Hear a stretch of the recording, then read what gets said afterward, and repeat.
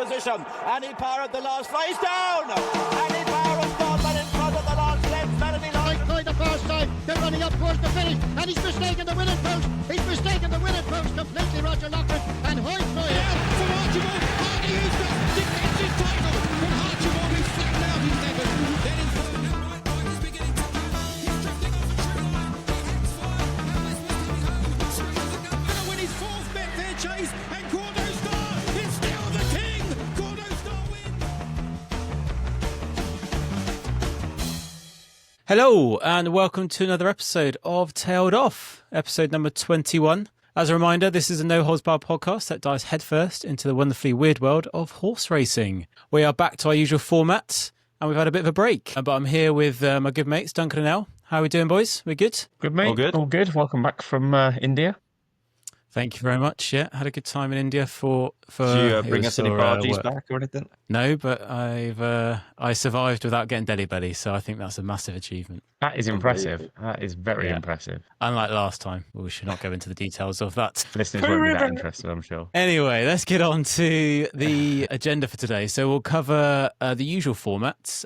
So we'll do Trainers in Form. We've had a very good few weeks. Hopefully you've been following on the social media. So Elle will take us through how we're doing. We'll get on to Call Out. Call Out's been pretty busy, obviously the last sort of month or so, and then hopefully a race coming up soon. We'll do the news, Stewards Enquiry, and then we'll get on to the old Newmarket preview. And there's a little special newbies nap in there, which I'm not sure you've seen yet. Oh, here we go. Nice to slip one in there. Don't look now. Don't look now. I can see you. I'm not looking. looking. I won't look. I'll save myself. I'll surprise you. I'll Excitement. surprise you.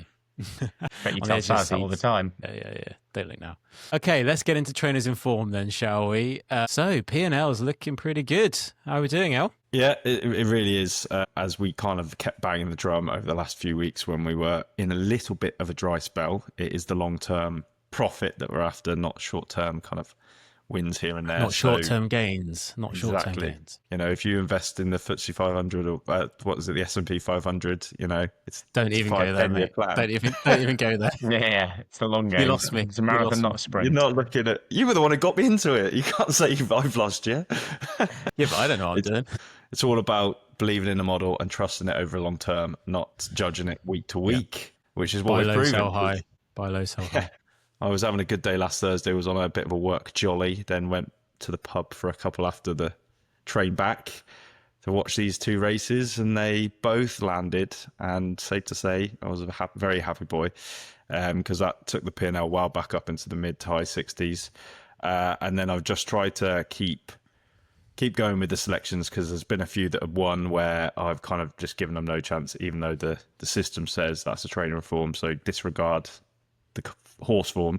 So that's been annoying me. So I've tried to keep the tips coming. So we have had a couple of places since, which has been good, including one literally within the last hour of recording at Fosslas. And if anyone's seen our social media, I did post a video how agonisingly close that was to an 18-1 winner. So, you know, That's but racing, hey, baby. That's racing. that is racing. So we're currently with the last one that's just run at Kempton, which unfortunately looked like it broke down. So I can't be held accountable for that sort of thing happening. Tailed I off. hope the horse is okay. And 65.08 points up pod to date, which I think is just a fantastic position to be in. So long may So that for all the continue. 45 minutes, we were actually at peak at 67.08, and it's 45 minutes later, we're back down out of peak. Well, if that one was a nostril the other side, we'd be in the heady Well heights of in. the 80s. Would have been well in. Chasing down three figures at this rate. I mean, it's quite important to call out. So we started off pretty well, didn't we? Like 64, 65, and then it took. Oh, but that's April you're looking at. So I've hidden otherwise the picture would be too big to show. But we kind of muddled along, and then we hit a bit of a rich vein of form in sort of end of March, start of April, which got us up into peaks and troughs, but the graph is up. So It is good. indeed. Speaks for itself. So yeah, I think as a reminder, follow the old social media because Elle and Duncan do a lot of posts on Trainers in Form, and we've also tried to get Elle to post all of his Trainers in Form, not just the ones that he doesn't fancy as much as the ones he keeps to himself. Well, I have to say though, if I did that, this would be a lot lower number. So I obviously moaned about the ones that have won, but there's loads that I let through the sieve, and thankfully they stay in the in the wash Well, bowl. that's good. like, You're doing a not filtering. posting. You're doing a filtering Yeah, process. because I mean, otherwise I would be posting. I mean, I tend to back them all every day because that's just what I do. But I would That's what he literally be does. posting shockers every day. So it has to be some sort of science as well as an art. Yeah, that's fair. Well, thank you for sieving through the good ones. All right, good. Well, keep us updated on that. Let's go on to call out, shall we? So, for those that don't know, and where have you been for the last few months? Elle is in part of a syndicate for call out. So we went to see him at Lingfield, didn't we? And had a bit of rest since then. So how's he been getting on? Yeah, so obviously we kind of reviewed that. We had Jack on just obviously the week before he run. That's the trainer, Jack Morland. And unfortunately, there's probably a combination of one race too many in a short space of time, having gone back to back in a week at Brighton. And then Jack had literally just moved stables as well, which is, you know, not the best thing for a horse's routine to be a bit unsettled. And then the main thing was an absolute deluge all day. Anyone that was watching the Derby at Epsom remember how bad the weather was that day. And by the time his race was, which was the last race, the ground was just an absolute quagmire. So yeah, I think we fairly confidently put a line through it. Then Jack rightly gave him a bit of a break, couple of weeks, and then he went back to his beloved Brighton last week. So Laura and I made the little trek down again. Much nicer weather this time, which was nice, a nice change. And we enjoyed the fruits of the owner's shed.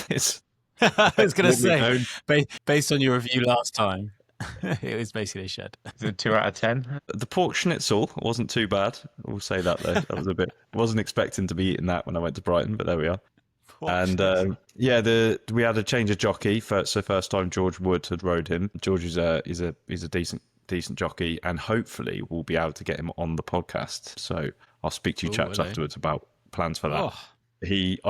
So after the race, I'll talk about the race. But after the race, Jack and George joined us for a beer at the owner's bar, and I mean, George, to be fair, was drinking water, but Yeah, I was going to say, suppose jockey on the beers. Jack was straight into the Guinness, and Jack was talking about the podcast. Good on him, being our advocate. And he said to George, you know, you should get you on there. And I said, I genuinely was like, George, would you fancy it? And he said, yeah. So I slid into his DMs on Instagram the next day, and he's agreed. Aye, aye.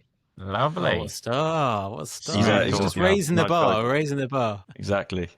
But in terms of the run himself, I think the most poignant piece of feedback we got from George was that he was just flat out. So it is quite a downhill course at Brighton, for those who've not seen it. And basically over 7 furlongs, the horse that made the running was a horse that had run over much further of Jamie Osborne's, dropping back markedly in trip.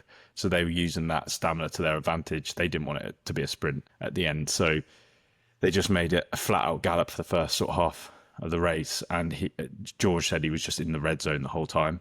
And he just looked uncomfortable in the middle part of the race. But I think what was the most pleasing thing was that he didn't throw the towel in, especially after he had that bad race at Lingfield, and it looked like he did throw the towel in. George said he started to really try again towards the end, and he did get a bit crowded on the inside rail. So I think he could have actually finished third if he hadn't had that bad bit of traffic at the end. So I think there's still a decent animal in there.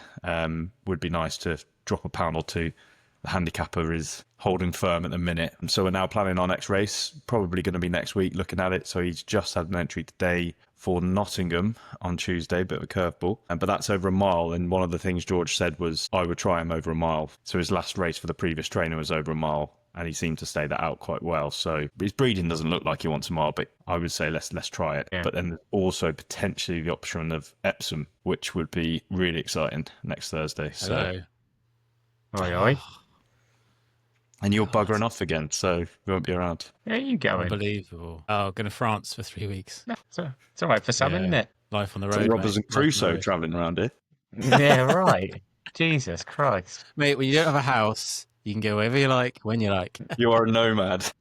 Yeah. And now I've got Starlink. I don't need to worry about Wi-Fi. 3 days. Shout out Elon. Cheers, Elon. So yeah, fingers crossed next week for call-outs, reappearance. Good. Well, yeah, fingers crossed. So possibility of Epsom. So Epsom would be when? What? That'd be next week as well, would it? Or week after? Yeah, so Nottingham's Tuesday afternoon, Epsom's Thursday evening.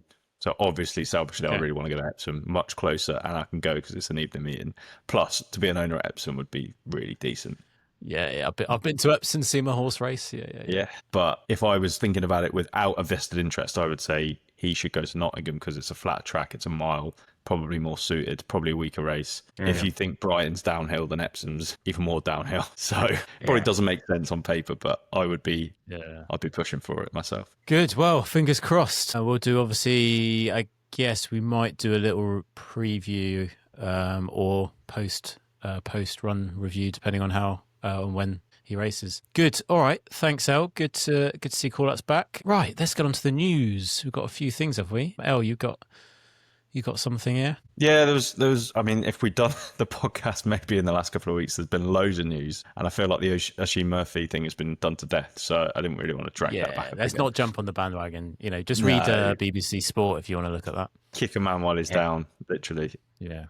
But more related jockey news that's probably more relevant coming up to the races in the next couple of weeks is Colin Keane. So we obviously previewed the fact that he was taken over from Kieran Schumacher on their Jodmont horses, probably the main one being Field of Gold. And he's now coming over to England to ride a lot of them, not just on the big Saturday races as well, but sometimes sort of on the midweek meetings, and going over to France. So he really is a busy boy. And sort of a kind of related issue of that commitment to them is that he's riding more in England and is probably not as familiar with the rules because they are slightly different for the jockeys in terms of the whip. And it was announced yesterday that he has received a 14-day whip ban, which is quite a significant suspension. And basically, it was a horse I actually backed at Sandown on Saturday. Duncan, I know you were there. A Winlord, who won in the Judmont Silks. And it was a real kind of titanic battle up the straight. And Colin Keane did get the better of the argument and won the race. But in doing so, he went 2 strikes over the limit, which is 6 on the flat in England. It's 8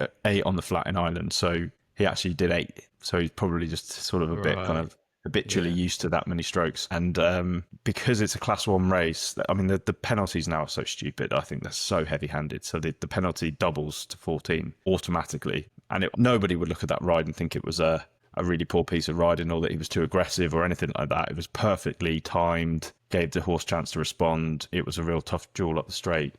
And, a year ago, or 2 ago, that would have been a perfectly legal ride. Now he picks up 14 days. And the significance of it is he will miss Field of Gold in the Sussex Stakes, which is his big next Group 1 target, which is the mile race at Goodwood, in the Glorious Goodwood Festival. So that's an absolute kick in the nuts. So that's now a full suspension, is it, from any racing? Yeah. Basically, they don't make them consecutive days because a jockey will obviously have a significant loss of earnings. I'm not actually sure the calculation of how they space it out, but there's a methodology to how that works, and then it will capture certain races kind of objectively. Like they won't say you're going to miss this race, you're going to miss that race as a discretionary thing. It's just kind of these are the dates you're off for.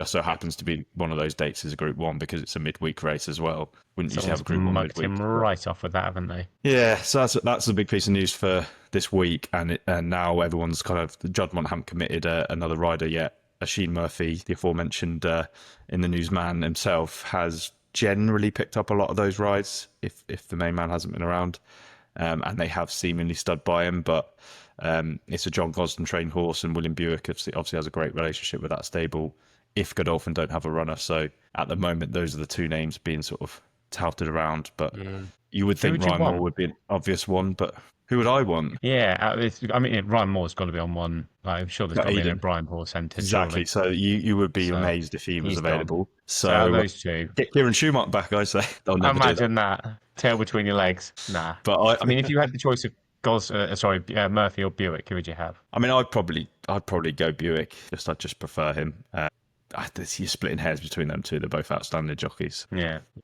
It'd be a big ride to pick up. Yeah, that's crazy.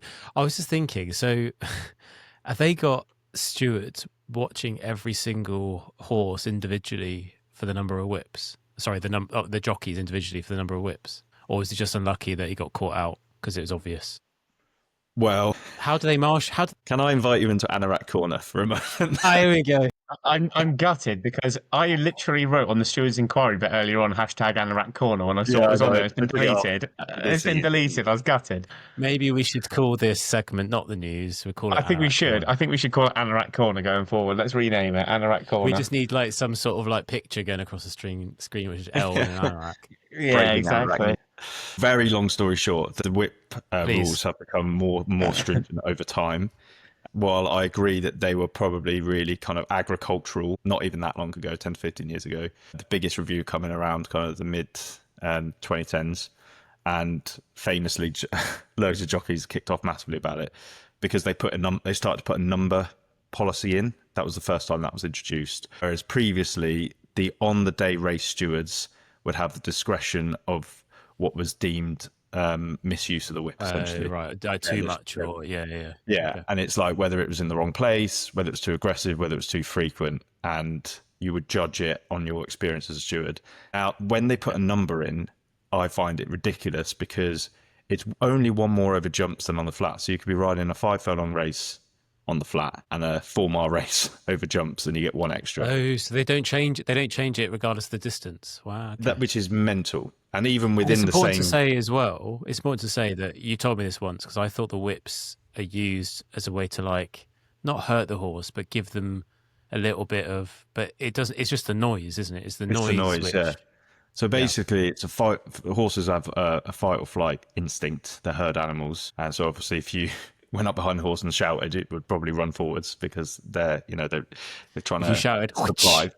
Kick in the face and then run off. If it genuinely hurt a horse, they would stop and then start bucking and trying to get rid of the jockey. Yeah, it's when they're basically the whole purpose of it is they're racehorses. They're an animal. Yes, they're an animal, but they're bred for one purpose, and that is to win races. And like all of us, when we get tired at the end of some exercise, we need someone in our ear basically going, "Come on, mate, another 10%." Obviously, you can't do that with horses. So the noise of the smack on the hind just encourages them for that little extra, literally 1 to 5%. It's the equivalent of me going to see Duncan at turf games and giving him abuse to say, "Yeah, shit, come on!" And he You were there and you did that as well. Pushes that extra rep. Exactly. So they put a number on it, which was ridiculous in itself, and there's no real discrepancy between the short races and the long races where you're going to need it more. Obviously, if you've got a sprinter, a couple of taps will be enough at the end of a short race. Yeah. So that in itself is ridiculous. Then more recently, there was another whip review done where they significantly reduced the number of strikes allowed to what we have now. And that's made it almost just a minefield for jockeys. But the other part of that was, rather than deciding on the day what the penalties are and kind of the offences, there's now, because they introduced for the first time ever, if you go over a certain amount, I think it's 10 for the flat, you're automatically disqualified from winning that race, irrespective of any discretion. Wow, okay. And they were so worried that would. I mean, imagine ITV in the last race, because the big race is usually the last race on the thing, and they've got literally 10 minutes after before they have to go off air. Imagine they knew that the winner was going to be thrown out, and the winner's coming into the parade ring, and they're all celebrating, and they're interviewing the jockey and the trainer, and it's like, it would be like a farce. The VAR. It's like the VAR. And also the key element is the bookmakers, so they're going to be who do they pay out on and all of that mess. So they said that they would remove that from the day because they didn't want to compromise the whole betting side. All bets will be settled at first past the post. And then there's a whip review panel that happens on the Tuesday, which is why this news came out yesterday. Right. And then they confirm. But then what you now have, which is totally ridiculous for the sport, is broadcasters counting how many strikes. We obviously know it's not it's not a painful thing for a horse, but you don't want to just keep focusing on close-ups of a horse and counting, which is what we've got now. So game's gone, mate. Game's gone. It is going. Unfortunately, it's just mismanagement all over the shop. So that's why it came out yesterday, and the whole policy of it is just ridiculous. That was the short one. I tried to think what the long version of that was, by the way. He kept asking questions. Sorry, it's my fault. I lost the question. All I kept thinking was, you said the whip. Would you say the whip panel on a Tuesday? Imagine if you're the chair of the whip panel. What sort of title is it? What sort of title is that? Do you put that on Chief LinkedIn? Whip. Chief Whip. Yeah. Chief Whip. Chief Whip. Very good. Politics. Let's not get into politics now. No. Right. Good. Thanks, El, for the news / Anorak Corner. All right. Should we get onto Stewards Enquiry before we get into the old Newmarket preview?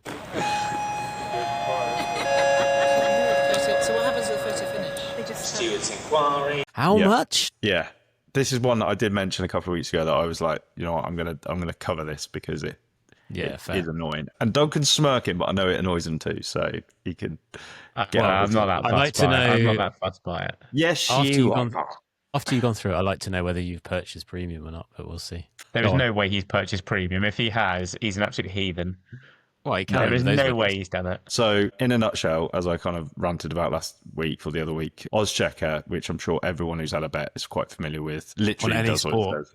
Yeah, any sport. Yeah. Yeah, pretty much any sport. It's literally a one-stop shop to check the odds, essentially, and it's quite helpful because you can do it all in one place. It started creeping in kind of Cheltenham Festival last year where customers were getting this sort of pop-up, which is basically like your daily limit has been exceeded. Please subscribe. So it's not unusual that I guess their business model was like, we'll get everyone hooked on this free service and then we'll start a tiering system where you can have it for free for a little bit. Makes sense to me. Pay. Makes sense. Yeah. So that's now come in, and the premium package, it was on discount at the minute, but full price is 35 quid for a month, which I just think, who in their right mind is paying that? Who in their right mind? And you also get all their other like tips and stuff, and it's like, no, I'm not worried about that, son. So yeah, I mean, I just think it's an absolute joke, and it's just annoying me because it's like that net of free allowances is clearly closing because in the last even Dave's moaning about it, so I know it must be getting bad because I can't imagine he's on Oddschecker that often. But I did want to finish the segment with a tailed off top tip. Is if you go on, there are others, but if you go on the At the Races website, go on the race cards, I've posted an example here, they will do all the odds for you for free, so don't be a fool and sign up to premium. Big up at the races. Big up at the races. Yeah. I love the fact that the third bullet point down for their, trying to sucker people in is reduced ads. I mean, brilliant. I'd expect 0 ads for that. Yeah, exactly. That's what I mean. It's like reduced ads. What does that even mean? You get one less ad? What a load of shit. But it has got AI, obviously. So, I mean, it tailors it for you, does it? Yeah. It's powered by cutting edge AI. It is absolutely shite. AI is so advanced that it will know who wins before the race finishes. Yeah, that. Anyway, I think they're doing the right thing. If I was them, I would do exactly the same thing. But it's just they're going to lose all their viewers, and that's their own problem. Yeah, all their viewers. How would they have made money before that though? Like ads and the bookies. Bookies pay for bookies and ads. Yeah, it's basically like or maybe they just got a shitload of investment and then they don't need to make any money until they say they've got 5 million subscribers, and then they turn premium on and jobs are good. I'd love to know what the conversion rate of that's actually been since they've gone to this premium bollocks. Like how many people have actually signed up to it? Is it a good time to mention our premium tailed off service? Not till we get 100 points. No ads and no losers, just winners. The real winning tips. Yeah. Sign up today. Sign up today.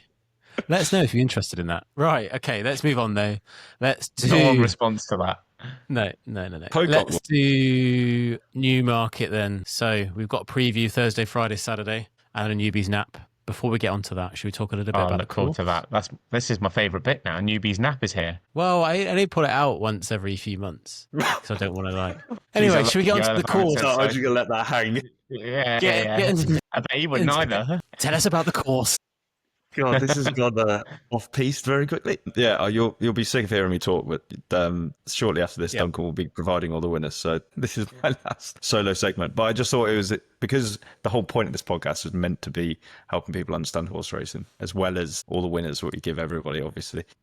Guilty. One of the key nuances of Newmarket is the different courses. And I think this would pass most people by, and they'll sometimes hear July course and wonder what that means. So I thought we'll just post this little image, which actually, as I was saying to you boys earlier, is something I learned today. So I did have 2 different images up here, which is the Race and Post version. That will just give you this basically right angle, which is the shape of the course. And they both have a similar shape, but I didn't realize that the first kind of, if you start right back at the 2 and a bit mile start, both courses use that same strip of ground, and then they have different endings, one being the Rowley Mile and one being the July course. So I thought they were both of those bits were completely separate. Even I learned something through this research. I had to go on Google satellite images just to confirm that, because I didn't believe it. So yeah, now Anorak Corner's back. It's Anorak Brute. It never ends. That is a hell of a turn, though, that on the July course compared to the Rowley Mile. Did you also go on the terrain in the satellite view as well? So you can see I've actually been on it. I have actually been on it when I watched Call Out at Newmarket. It's a fascinating place, as you know. So yeah, so basically, obviously the whole town is dominated by horse racing. We know that racing's been going on there since the 16th century. Basically, they split the courses up for different parts of the season. So in the spring, we start on the Rowley Mile, which is kind of the Craven meeting ahead of the Guineas, and then the actual 1,000, 2,000 Guineas themselves. And actually, the Rowley Mile, I can tell you, was named after King Charles II. I realise I'm diving back into Anorak Corner here, but do you know what? I was going to ask why they call it the Rowley. Yeah, this is a pub fact to bore someone with. So King Charles II was kind of one of the main royals involved in setting up racing there, and his favourite horse was called Old Rowley. That's why it's called the Rowley Mile. And again, I bet you didn't know that, Duncan. I've just seen. You're right, I didn't. I'll sleep well tonight now. I've just seen a dip of our million viewers go down to 0 on the live stream. Oh no, there's one left. Mark's on there. Yeah. Shout out, Mark. We love you. We love Mark. And the July course is much more obviously named because they race in the summer, pretty much. Not just July, but pretty much through the summer months. And as Duncan's rightly pointed out, they are broadly similar in that they do follow that kind of right-handed, right-angle bend. Both very wide tracks, both quite undulating, but the July course has a much sharper turn because it's the first of the two bends. So that would suggest that horses over the longer trips, where they come into that bend, if you're drawn low, it means you're on the inside, would have a bit of an advantage because over a longer distance, you're going to be racing. The wider you are, obviously the more ground you're going to cover. And the Rowley Mile, which is where the Guineas are, is much more of a gradual incline, apart from the dip that is famously talked about towards the finish line. Lost the bushes. I didn't see any bushes on this image, which was disappointing. Get on satellite. The reason why the July Cup, which is the big sprint of the summer, is on the July course is it's definitely quicker on that straight bit because it's a bit of a climb and then it starts to fall away. But then literally you'll see it on the TV this weekend. The last sort of couple hundred yards, it suddenly just goes like this as a bit of a hill. So definitely front runners can play a part, and those that are drawn, if it's like a big 20 runner like the Bunbury Cup, might be 20, 30 runners. Either rail is probably where you want to be. But if there's a smaller field, they tend to go onto the near side where the camera is, which is the low numbers, and front runners tend to sustain because they don't have such a big hill to climb. It's only that last bit at the very end. And sorry, just so I'm clear, so the yardage you got there, so you got 5 furlongs, 6 furlongs. Yeah, that's to go, or is that? That's where the starts are. That's where they start. That's where those races will start from. So if it's a 5 furlong race, start from there down to the winning post. Down to the post. Yeah, fine. Okay, cool.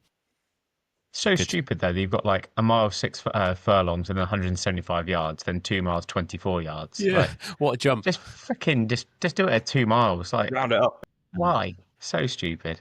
So I'm getting part of Anorak Corner now. Fucking hell, get me out of it. All right, fucking hell, right. Get me out of it. If you're still tuned in, let's talk about Newmarket, shall we? Yeah, let's move on quickly. Right. So starts Thursday. Tomorrow. Great. So I've literally got 2 hours to get us out. Thank you. So let's get on. So El, this is your last segment before we hand over to Duncan because he's, you got to give him his time. Right. We'll start off with the 150. You really don't. He's got to give us the winners. Let's do the Bahrain Trophy Stakes then. So who have you got? Yeah, I snuck this race in. It wasn't on the running order. That makes us sound more professional than we are.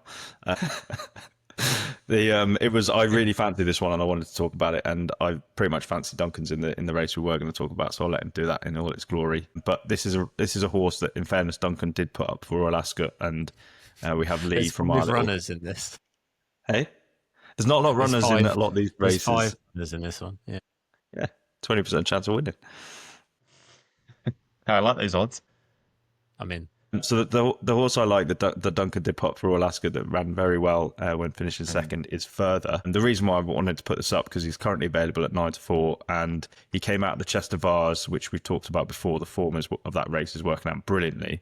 The 1-2 in that race, running 1-2 in the Derby, and Lambourne obviously has then gone on to do the double in Ireland. And the third that day, who was meant to run at Royal Ascot Covenant, he actually was just touched off in the German Derby. So we all had a bit on him as well, which was annoying. But basically the form looks really strong. He then went to Royal Ascot over mile 6. This is slightly shorter over mile 5. And I think he ran a massive race, only going down half a length in the end. And he was a good, comfortable length and a bit clear of the favourite, the Aidan O'Brien horse, which is favourite for this race, who's currently at 5-4. So I just thought I would much rather go with the horse that's proven. And I just think the difference in price is a little bit disparaging when the form says it's the other way around. So in those examples, I always think take advantage. So Further at 9-4 for the Bahrain Trophy. All right. And sticking with the theme of Bahrain, should we get onto the Kingdom of Bahrain.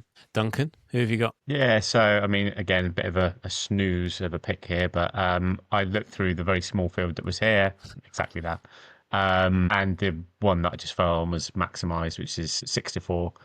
The form from his last race ran at Epsom in early June has been very well advertised. The second place, Havana Hurricane, who we put up for the pod at Royal Ascot, went and won the Winter Castle. And then the third place, Rakib, ran a very good race in the Group 2 Windsor Stakes, Coventry Stakes as well at Royal Ascot. He was beaten just over 5 lengths by Gustard, one of the Aidan O'Brien superstars, and was running at odds of 100-1. So I think that is such solid form. There's the Aidan O'Brien horse in there as well, which I think is about just a bit longer priced than that, but there's not a great deal of form to go on with that. It's running kind of lesser races, could be anything, but I think Maximise has proven the fact that that is a decent bit of form. And then the only other one I had in there, I mean, it's ropey because it's only 2 places available, but it was Do or Do Not as an each way play at 7s and finished second in the same race that the other horses we just talked about in the Coventry were. So could be a decent potential each way bet at 7s. So I had it between those two. Lovely. Has Jack got any runners at Newmarket or not? Is it in his yard? So. You don't know? No. You've put me on the spot there. That's all right. We'll move on. He hasn't mentioned it. All right, let's get on to the Bet365 handicap then, 3:00. Duncan, we'll stick with you. Are you thinking? Yeah, this is quite a roguey bear pick, but I've gone with Striking Viking at 40-1. That's a good name. It's dropping back from Group Company. I know, yeah, I thought that. It's dropping back from Group Company for only the second time in his career. Last time he ran was on his first race when he was campaigning as a 2-year-old in a Class 3, which he won. This is the second start of the season. He ran over in Chantilly in a Group 3 over 5.5 furlongs, so this is now over 6. And he finished way back outside the TV. But the form of that race is actually pretty decent because Arizona Blaze, who won that race, went on to finish second and next second as well in the Commonwealth Cup, the Group 1 at Royal Ascot. And then the 4th place horse that day in Chantilly also finished up in 3rd, another half length back in the same race. So both those horses are rated 110. I think Striking Vikings going up 103. And is dropping back down to a Class 2. Like the quick ground, he came second in the Richmond Stakes, Group 2 Richmond Stakes at Goodwood last year on Good to Firm. I just think 40-1 is just a bit of a ridiculous price. So I think that's a fair shout at 40-1 for that. Definitely worth it. And El doesn't look like he's not being put off by it. So No, I think I'm going to have a little. I thought you might appreciate that one, mate. Had a look outside the box for that. That's one of the 50 horses he hasn't got this week, so he's going to put it on. All right, let's stick. I want to stick with you, Duncan, actually, just because I can see the comments from El. So let's go on to the 3:35 then. So that's the Princess I was just seeing the comments from El as well for this. So this is the big one of tomorrow or Thursday, isn't it? In terms of, prize money and everything, but not many runners. But who are you thinking? Yeah. Yeah, I mean, it's a pretty wanky race in all honesty. There's only 5 runners. Look for the form of any of them. Yeah, wanky what stakes. They say in the horse racing world. They call it a wanky race, you know. But yeah, I mean, out of the 5, the form of any of them isn't particularly fantastic. But I did fall on Ammo Racing's runner here in Ghostwriter at 15-8. He finished 3rd in the Hardwick, which is a Group 2 at Royal Ascot. He's been running in Group 1s for the past 18 months. He hasn't won since 2023, which is slightly off-putting, but it did come at Newmarket in the Royal Lodge at the time. I didn't fancy Palladium at all. I just think the price tag that came with that horse, he just seems to be carrying that around his neck most of the time when he runs, and he just looks pretty shite in all honesty, and I don't think he's worth the price that's there. I didn't really see anything else in the race that I particularly liked. Wimbledon Hawkeye's, you know, fair enough chance. He gets a 3-year-old allowance, which obviously brings him into it because he finished 4th in the King Edward the 7th at Royal Ascot. I'm not sure he's really a big fan of the trip. It just seems a very, very weak renewal. I just think if Ghostwriter, they seem to really like Ghostwriter when they were talking to the owner pre-race before he ran in the Hardwick, and that they seem really taken by this horse. So hopefully he might pick up some money here and take the win eventually, but it's not a particularly strong fancy. All right. I don't feel like you think the same, Al. It's just gonna get the old mixer going. Yeah, that's good to have some differences. No, I mean, I think that was an absolute mad decision. I think they spent about £2 million on him literally just before. It was his son that chose to buy the horse as well, apparently. Yeah. Fucking waste of money that was, at £2 million. On who, sorry? Ghostwriter or On Palladium? Ghostwriter. Oh, wow. Palladium's not that much cheaper. I'd say Jeff Smith must be absolutely cooing on the back of that. I mean, for a horse in training to be worth 2 million when, like you say, he hasn't even won a Group 1.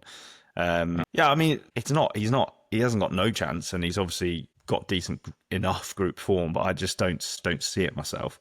And I kind of thought that the Ascot runs over the Hardwick and the King Edward, both over this trip, one for the 3-year-olds, one for the older horses, were kind of much of a muchness. I was looking for a different line of form. I think Duncan's covered Palladium. He obviously had a little experiment over hurdles, which was quickly backed out of, and he didn't run at Cheltenham. Yeah, terrible. He's been sent back to the flat. And to be fair, he didn't run that badly in his first start at Goodwood when he looked a little bit all at sea, and he plugged on pretty well. But again, he was sort of put in his place in the Hardwick, and I'm sort of seeing where's that improvement going to come from.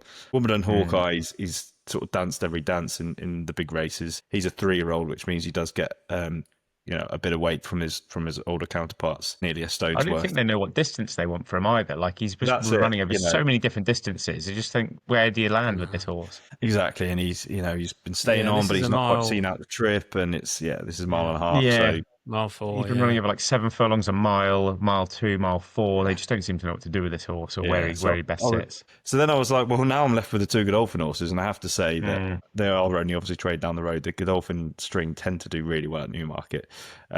Sometimes you just don't know which one of the 2 to go with. So interestingly, the second string is the shorter price with William Buick on, who's the first string jockey. So I think the caps are the wrong way around slightly in this one. But I'm going to absolutely chance Arabian Crown here, and I might, be left with egg on my face because he is the biggest price runner. Although 9-1 isn't exactly huge, but I think that's a fair enough price. Essentially, this horse had so much promise when he was a 3-year-old. He won the Classic Trial at Sandown, which is a race kind of ahead of the Derby, which is last season when he was a 3-year-old.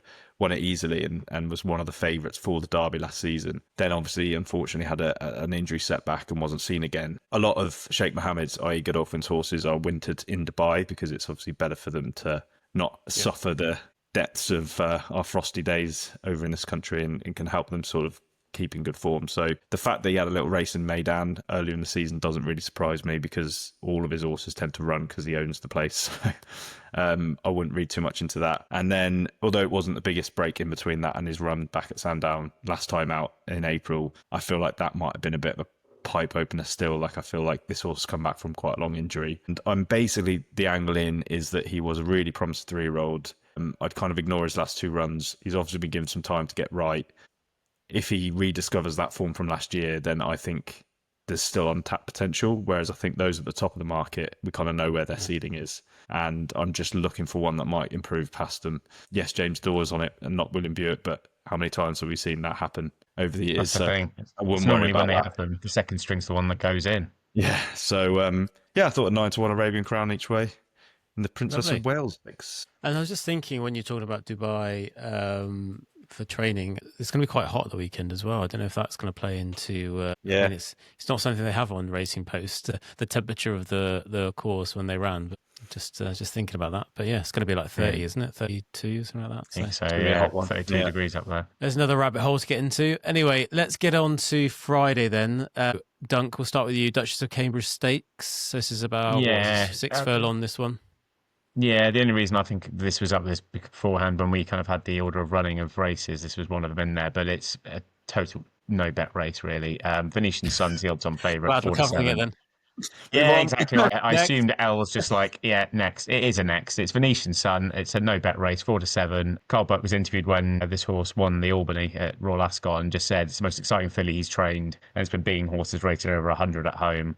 Wish he'd told us that before the race, which would have been lovely. But it just seems like a penalty kick for this horse, and the turnout overall is pretty shite in comparison. The horse I did like didn't turn up to this, which is annoying. So yeah, I just think it's Venetian Suns to lose, and that's it. Well, you say no bet race. I think these little sort of tips can really help. So, good. All right, let's get on to the 3:35. Let's start with you then, Elle. So this is the Falmouth Stakes. Yeah, so this is one of the feature races of the weekend. We'll come on to the main feature on Saturday into the July Cup. Newbie's Nap has got the main feature. Don't worry about that. So. Good one. But this is always a good race. So we often talk about this time of year where the generations clash, and this is the first time really that it happens for the fillies as a kind of fillies only specific race, the Falmouth Stakes. So for the fillies and mares, and we have a lot of form lines crossing over from Royal Ascot, and then some that have as I said, we're running the 3-year-old races, some in the older races, and then now they're crossing over. I suppose the strongest piece of form is that the market leader in this Cinderella's Dream was touched off by Crimson Advocate, who I did manage to back at 25-1 at Royal Ascot, but didn't manage to tip at 25-1 at Royal Ascot, sadly. No. Because that was one of my classic last-minute flyer bets, as they sometimes the one where it's like going up and down the bookies and there's like panic at the disco. Yeah, throw your money at them all. And this horse, the reason why I backed it is because she'd actually won a Group 2 at Royal Ascot 2 seasons before, and went over to America and didn't have a great experience, and has actually come back now, trained by John Gosden, and is seemingly enjoying her racing again. And she won by about a length and a half that day against Cinderella's Dream. Now, one thing to point out is that Cinderella's Dream was carrying a penalty in that race because it was Group 2. Now it's Group 1. That means it's level weights. So £3 is the difference now for that length and a half beating. So strictly on the figures, you would say, well, that's probably why Cinderella's Dream is favourite to, turn the tables back around. But I just thought Crimson Advocate won so nicely, and I still think she's got more to come. And it was down to price. If they were the same price, you probably would back Cinderella's Dream. But I've seen a bit of 7-2 around for Crimson Advocate, so I thought I don't see any reason why I would go against that form from Royal Ascot. She was the one I liked most in this race. All right, good. Duncan, you got another slight different view? Yeah, I had a look at the race yesterday. I think it was yesterday or the day before the decks came out. And Brian, I think, had 3 still running in the race.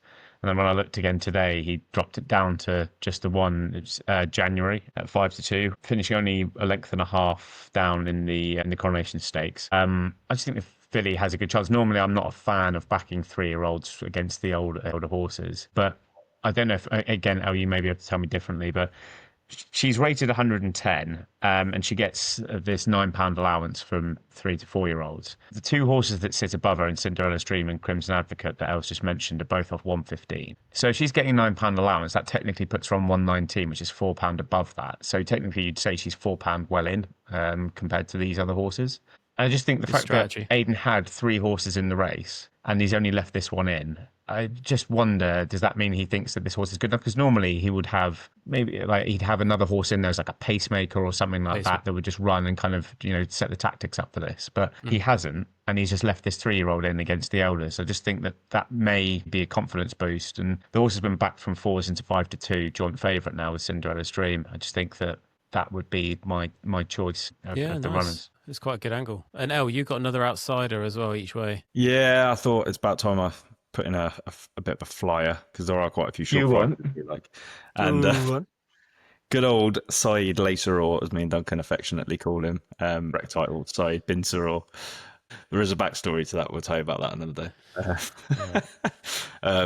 It's a good one.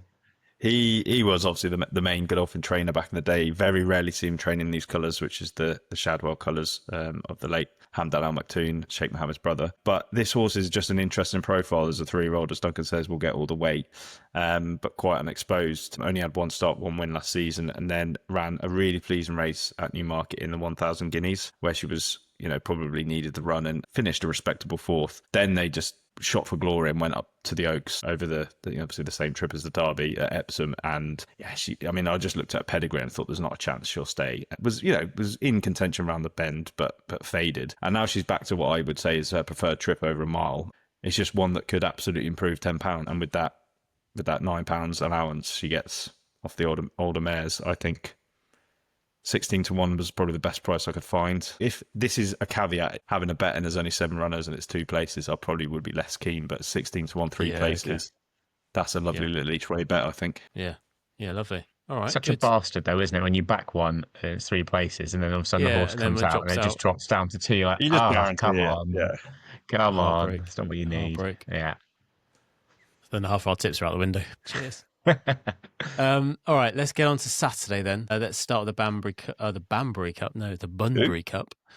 Bunbury what? Cup. Where? At the Bunbury Cup, and then we get onto the July Cup before we wrap up. So, 250 Bunbury Cup. So Duncan, you got a few tips here. Yeah, I mean, again, it comes with, at the moment, it's still anti-post betting because the declarations aren't out until tomorrow. So if you back these horses and they don't turn up, you don't get your money back. So Don't it blame comes Duncan, with... is that what you're saying? And we don't care, and we don't care Exactly. about your comments. Yeah. Yeah. So just letting anyone know, because we had the Caveat. same thing with the Sandown at the weekend when we backed down McCann and didn't turn up. So yeah, it hurts. So Mark, I know, hurt him as well. So yeah, just letting people know. But the two I come down on, I'm hoping both do turn up. Annoyingly, one is the favourite in More Thunder at 5-2 for Haggis and Tom Marquand. So this horse looks to be absolutely crying out, not just crying but screaming for 7 furlongs. The horse has run over Newmarket 6 furlongs, went to Royal Ascot in the Wokingham and finished an agonising second by a head.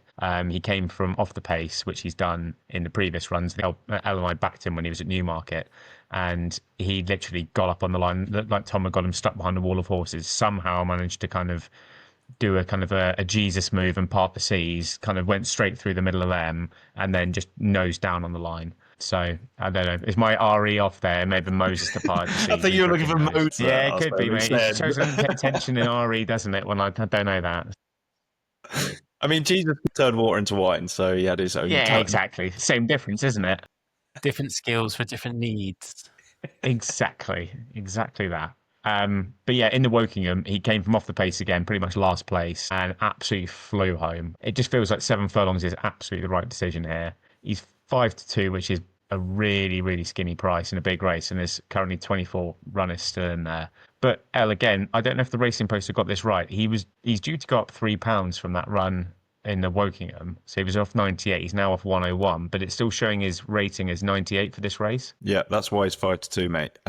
Because this. Well, that's what I'm assuming. But this is exactly the point. I'm assuming it's because because sometimes I know the Racing Post can show one and then actually it's not. So so just to very quickly explain that, there's some what are called heritage handicaps throughout the season. I see Smirking. Fuck's sake, this is supposed to be explaining. Yeah, no, this is interesting. This is now interesting. Oh, right. Okay, that was your thing. So some of them, like the Wokingham would be one, the Bunbury Cup, the John Smith's Cup, basically any big handicap that's worth a shitload of money, you have to get into that race long in advance. Basically, when those races close, if your mark will be what it was, essentially. So they close a lot earlier than the traditional ones, which is literally 5 days before. Obviously, if you won a load of races, you carry penalties. But as Duncan's already said, this horse was an agonising second. So that means, yes, the handicapper has said he's going to go up £3. But for this particular race, that happened after that sort of closing point. So he gets to run off his old mark, which obviously looks an absolute gift. Yeah. Yeah, agreed. Wow. I mean, it was a class 2 he ran at the Wokingham. Thank you for explaining that, by the way. That was actually quite useful. This is a far weaker renewal, not a renewal, but it's a far weaker race than he ran in the Wokingham. So, I mean, I think the extra furlong looks absolutely tailor-made for this. So I'd say More Thunder at 5-2. And then the other horse, if you don't fancy backing a shorter price, and I'm hoping this one turns up as well, is Dark 30, which is 25-1 for Richard Hanland. And I'm hoping Sean Levy will ride this horse if he goes. But just looking at the previous form, he's won over course and distance, and he's sitting on a nice attractive mark of 93, which he has won off over course and distance beforehand. I just think at 25-1 is too big a price not to go with this as a previous course and distance winner, and a handicap mark looks solid. So 2 good little bets there. All right, good. Let's get on to then the big one, the July Cup. So that's at 4:35. I'm going to start with UL, and then I'll come to Duncan, and then we'll do the newbies nap. I'm literally scrolling, so I can't see your newbies nap yet because I just want to hear about it before I actually read what it is. Good. All right. Well, I'm looking forward to it. We'll start with L. You got 2. What have you got? Yes. Do you want me to fire them both off? Fire them both off. Fire away. Yeah. I am a little bit disappointed myself because when I heard this had happened, I wasn't even expecting to think I would back him for the race. So I kind of dismissed it as, well, they're fucking crazy, but good luck to them. Have you? Yeah, completely. But you're not tipping that horse, though? No, I completely dismissed the notable speech. Right, okay. Well, there we go. I'll get onto that. So as Duncan's let slip there, I didn't expect to be back in, or tipping even, notable speech. Obviously better known as a miler, won the Guineas last season, and he also won the Sussex Stakes at Goodwood, and then came back this season in the Lockinge behind the that Judgment horse that I can't remember the name of, where Rosalind ran in it as well, and then was also turned over in the Queen Anne. So this is a very much an experimental drop back to 6 furlongs. We have seen this happen quite a lot, but it tends to happen more with 3-year-olds in their 3-year-old season. They try to stretch them out for the guineas, realise they don't stay, and then they drop them back quickly to the sprint trips. But this horse has proven he can win comfortably over a mile. But just watching his last 2 races, particularly the Queen Anne, he was pulling like an absolute train, and he clearly has bags of speed. And they basically apparently did this quite noticeable piece of work with him earlier in the week, and which has prompted their decision to supplement at a cost of £36,000 no less to come into the race this late, which obviously Pocket change for Godolphin. the ruler of Dubai pretty much short change. But You'd find that down the back of his sofa, for Christ's sake. Oh, it's 36 grand. It's like a train. Chuck it It's a in. train fare. It's a train fare, isn't it? Yeah. Exactly. don't know what that is in doubloons or wherever the currency is over there. Doubloons. I'm sure what good the old conversion rate doubloons. is, but sorry to our Far East listeners, but Middle East listeners, sorry. But, Sorry if Far Sheikh East. Mohammed is listening to this. we could add the Middle East to the Japan of our list of people we've offended so far. Coming to a nation near you soon. So I just think that They use dirham in. They use That's the one. dirham. They That's use it? different types of dirham. Not doubloons, no. Oh, Not that's a shame. doubloons. It's only pirates that use doubloons. Oh, Exactly. no. Anyway, Well- we digress. you digress. Although some people would say he's a bit of a pirate. Anyway, I just think that the top of the market here is so weak that God nobody Stick with wants that it. as doubloons. That I just was like, he's a proven Group 1 performer. He's proven at Newmarket. Yes, you're taking a chance on whether he will be as effective over 6, but as we've discussed, they gallop on the wide expanse of Newmarket, and yes, it can be slightly speedier than the Rowley Mile, but I think you need to stay because I think they'll go really fast in this race, and I think that bit of reserve stamina might pay dividends. So, he's not a brilliant price. The best price now is 3-1, but I think it was interesting that the other Godolphin horse, there was actually 3 in the race, but the kind of one that was favourite for this race, Symbol of Honour, that's who William Buick was earmarked to ride, and then he's already jumped ship to get on notable speech again. So I think he rides these horses at home. He probably knows better than anyone. So I just thought that was a tip in itself. And then I thought, well, if we look for one at a little bit more of a fancier price at 16-1, another Godolphin horse in Spy Chief, slightly different profile in that he is a 3-year-old, so getting the weight allowance, and he is a rapidly improving horse. He's had quite a few runs in the last couple of weeks, so that would be a slight concern. But he ran a really good race in the Group 3 Jersey Stakes at Royal Ascot over 7 furlongs, so obviously a furlong further, and he was leading them all a merry dance up the straight and did all the donkey work out in front, would have had no protection from anyone in front of him, and the winner basically sat in his slipstream the whole way and then waited for him to get cooked a little bit and then burst past him. Clearly dropping back to 6 furlongs is going to be a benefit. I just hope he's not in here to set the race up for noticeable speech, because they are obviously both owned by Godolphin, and he will go out in front, so he could be falling on his sword about the furlong marker. But if you back them both and one of them wins, then we'll cover all bases up. Exactly. Yeah. That's my tip. What for price this is one. notable speech at the time? I got 3s, just about 3s. an hour You got before. 3s. Yeah. What is it now? No, Well, I don't know. I was just checking. I didn't know what the price was. Yeah. All right. Good. All right. Let's get on to yours then, Duncan. Who are you thinking? Yeah, I've gone for Whistle Jacket in this. I didn't expect to back this one, but I really am happy to take on notable speech, to be fair. I think he's been very, very well campaigned over a mile, and I'm not sure that, as El said, the question mark over dropping back to 6 furlongs, I think, is potentially quite risky. And he has to give, I think, weight away to most of the field as well for, I think, for the Group 1s. So one of them being Whistle Jacket. So he's carrying a bit less weight on there. And he ran really, really well in the Commonwealth Cup, having been blocked a hell of a lot throughout the race. He finished 6 lengths down in 6th. But he's a proven course and distance winner. He won at the meeting last year, winning the Kingdom of Bahrain July Stakes, funnily enough, quite convincingly by nearly 2 lengths. I just think that he's got a good each-way chance. The only question mark I'd have, with the weather going as it is, which is going to be absolutely roasting, the ground's going to be dry as hell and rapid, and I don't know if the horse is going to like rapid ground. So we'll see. But Ryan Moore, I think, is booked to ride. So happy. When I was waiting for you boys, I was like, right, I'll pick the big race. I'll go through the race card and I'll have a look. And I also picked out Whistle Jacket. You on the boy! I've just seen it. God, Yes, up the lad. Whistle Jacket. And There we go. for very similar reasons, and I'm very proud of myself because I genuinely did not look at your tips and just follow one. And I started with Trainers in Form because that's part of our process. I don't know why you're laughing. I know why I was laughing immediately. Well, I don't know actually. Maybe That's not. one from Alan, Well, was no, it? yeah, exactly. Yeah.